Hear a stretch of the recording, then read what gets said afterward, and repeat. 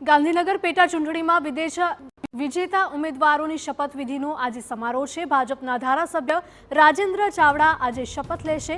કડી બેઠક પરથી ભાજપના રાજેન્દ્ર ચાવડાની જીત થઈ છે। પોલિટિકલ એડિટર કિંજલ મિશ્રા જોડાઈ ગયા છે વધુ માહિતી સાથે। કિંજલ, ભાજપના ધારાસભ્ય રાજેન્દ્ર ચાવડા પણ આજે શપથ લેશે, તેઓ આવી પહોંચ્યા છે।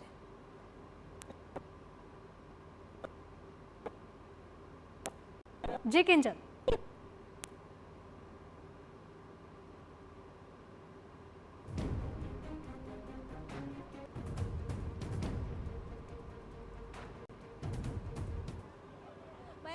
કડી બેઠક કે જે હંમેશા ભાજપનો ગઢ રહ્યું છે અને આ બેઠક અકબંધ રહી છે। આજે રાજેન્દ્ર ચાવડા છે તે શપથ લઈ રહ્યા છે। ઉત્તર ગુજરાતની આ બેઠક કેટલી મહત્વપૂર્ણ અને જે નવા ધારાસભ્ય છે એ કડીના વિકાસમાં કઈ રીતે મહત્વપૂર્ણ સાબિત થશે?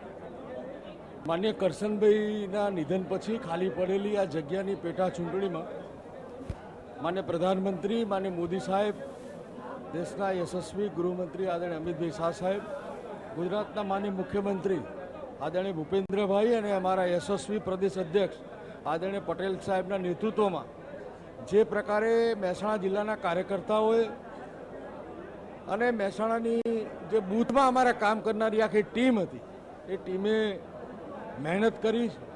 એ વિસ્તારના અમારા આગેવાનો માન્ય નીતિનભાઈ હોય, માન્ય વિનોદભાઈ હોય, માન્ય ઋષિકેશભાઈ હોય, જગદીશભાઈ પંચાલ હોય, અમારા વર્ષાબેન દોશી હોય, ગિરીશભાઈ હોય, આ બધી ટીમે ખૂબ મહેનત કરી અને 40,000 કરતાં પણ વધારે વોટોથી વિજયી બન્યા છે। માન્ય પ્રધાનમંત્રીની વિકાસની રાજનીતિને જનસમર્થન મળ્યા પછી જે પ્રકારે લોકોનો વિશ્વાસ કડીની વિધાનસભા મત વિસ્તારને જ્યાં સુધી લાગે છે વિકાસના જે કામો છે એ પૂરું કરવા માટે માન્ય રાજેન્દ્રભાઈ ચાવડા ખૂબ જૂના અને સિનિયર કાર્યકર્તા છે, એ ખભો મિલાવીને પ્રજાના જે પ્રાણ પ્રશ્નો છે વિસ્તારના એ પૂર્ણ કરવામાં પ્રયત્ન કરશે।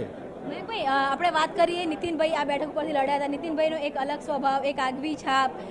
કરશનભાઈની જ્યારે વાત કરીએ, સ્વર્ગીય કરશનભાઈ, તો આપણે હંમેશા રીતે જોયા હતા કે એ બસમાં જ આવતા હતા, જતા હતા, પરંતુ લોકોના જે પ્રશ્નો હતા એ સીધા સાંભળતા હતા। એટલે કદાચ કડીની જનતાને એમના એવા ધારાસભ્યની આદત છે કે જે સીધા જોડાયેલા રહે।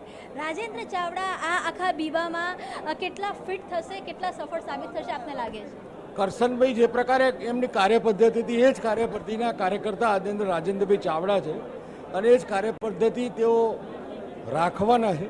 જનતા સીધા સામાન્ય રીતે એમને મળી શકે, એમના પ્રશ્નો સરળતાથી રજૂ કરી શકે અને પ્રશ્નોના નિરાકરણ માટે એ પણ સતત પ્રયત્નશીલ રહે એવો એમનો સ્વભાવ છે।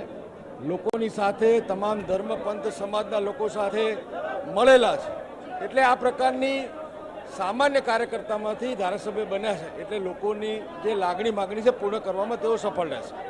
વાત કરવા માટે તો આ હતા જે સાંસદ સભ્ય મયંક જી જે કહી રહ્યા છે કે જે પ્રકારે નીતિનભાઈ ત્યાં ધારાસભ્ય રહ્યા હતા, જે પ્રકારે કરશનભાઈ ત્યાં ધારાસભ્ય હતા, એ જ પ્રકારની જે છાપ છે તે રાજેન્દ્ર ચાવડાની પણ છે અને તેના કારણે જે લોકોના પ્રશ્નો છે, લોકોના પ્રશ્નો ખૂબ સરળતાથી પૂર્ણ થશે। આપ જોઈ શકો છો કે મુખ્યપ્રધાન છે તે પણ શપથ સમારોહ કેમ કે ચાલી રહ્યો છે, શપથવિધિ ચાલી રહી છે, એટલે જે વિધાનસભા અધ્યક્ષનું કાર્યાલય છે તેઓ ત્યાં ઉપસ્થિત છે અને થોડી જ વારમાં જે કહી શકાય કે શપથના જે દ્રશ્યો છે તે પણ આવશે અને એક વખતે જે શપથ સમારોહ પૂર્ણ થાય ત્યારબાદ આખરે રાજેન્દ્ર ચાવડાના મનમાં કડી વિધાનસભા માટેના કેવો રોડ મેપ છે તે અંગે જે વાતચીત છે તે TV9 સાથે કરશે। બિલકુલ જી કિંજલ, માહિતી બદલ આપનો આભાર।